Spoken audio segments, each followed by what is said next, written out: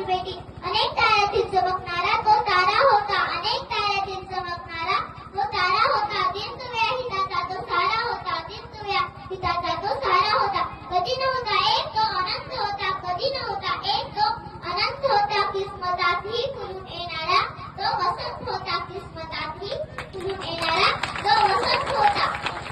वसंतरावचे जन्म 1 जुलै 1913 रोज यवतमाळ होते. त्यांना रस नाही अख्ख्या जगाला आपल्या कार्याने जवळून टाकले.